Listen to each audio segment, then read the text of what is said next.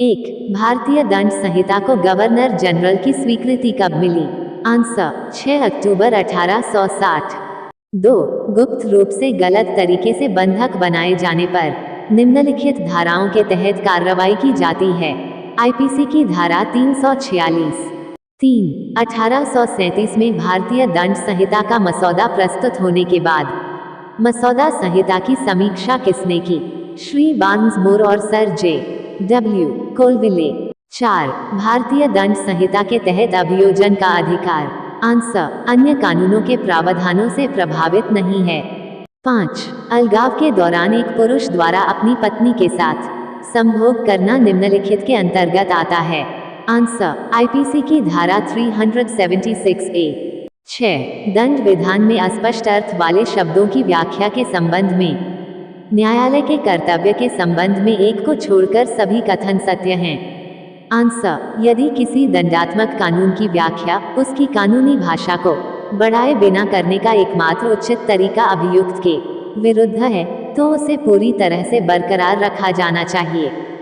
7. लोक सेवक द्वारा अपनी हिरासत में रखी गई महिला के साथ संभोग करना धारा के अंतर्गत आता है। आंसर आईपीसी की धारा 376B। 8. मृत्युदंड, आजीवन कारावास या 10 वर्ष के कारावास से दंडनीय अपराध का आरोप लगाने की धमकी देकर जबरन वसूली करना निम्नलिखित के अंतर्गत आता है। आंसर आईपीसी की धारा 388। 9. मेंस रिया में शामिल है। आंसर मूल इरादे के अपराध और विशिष्ट इरादे के अपराध। 11. लेनदारों के बीच वितरण को रोकने के लिए धोखाधड़ी से संपत्ति को हटाना या छिपाना आदि के तहत निपटा जाता है। आंसर आईपीसी की धारा 421। 12. सी और एफ ने सी को अपनी हेरोइन की खुराक लेने के लिए आमंत्रित किया। प्रत्येक ने अपनी अपनी सिरिंज भरी और एक रात के दौरान एक दूसरे को कई बार इंजेक्शन लगाया। अगली सुबह एफ की मृत्यु कार्य कारण के सवाल पर हुई। आंसर सी को हत्या का दोषी ठहराया जाना चाहिए। 13. गिरफ्तारी से बचने के लिए आरोपी ने डी को उसकी इच्छा के विरुद्ध पकड़ रखा था और उसके शरीर को ढाल के रूप में इस्तेमाल कर रहा था। उसने पुलिस अधिकारी पर बंदूक से गोली चलाई जिसने जवाबी गोली चलाई जिसमें डी मारा गया। कार्य कारण के प्रश्न पर न्यायालय का पहला कदम निम्नलिखित में से कौन सा होना चाहिए? आंसर न्यायालय को आरोपी को तुरंत दोषी ठहराना चाहिए और न्यायालय को जूरी को ये सुनिश्चित करने का निर्देश देना चाहिए कि अभियुक्त ने ही पहली गोली चलाई थी। 14. चोरी की गई संपत्ति को ये जानते हुए भी छिपाने या निपटाने में सहायता करना कि वह चोरी की गई है के अंतर्गत आता है। आंसर आईपीसी की धारा 414।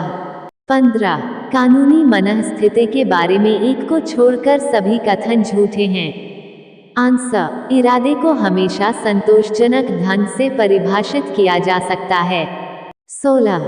शरारत के तहत निपटा जाता है। आंसर आईपीसी की धारा 426। 17. निम्नलिखित में से किस पर अनुमान का नियम लागू होता है? आंसर मेंस रिया। 18. भारतीय दंड संहिता के अंतर्गत अपराधों के लिए विशुद्ध तकनीकी अर्थ में मेंस रिया की स्थिति क्या है? आंसर इसका कोई अनुप्रयोग नहीं है और इसका अप्रत्यक्ष अनुप्रयोग है। 19. गुप्त रूप से घर में घुसना या घर में सेंध लगाना निम्नलिखित के अंतर्गत आता है। आंसर आईपीसी की धारा 453। 20. विवाहित महिला के साथ क्रूरता करने पर दंड का प्रावधान है। आंसर धारा 498 ऑफ आईपीसी। वीडियो को लाइक एंड सब्सक्राइब करें। इसी हाई वीडियो देखने के लिए कमेंट करें।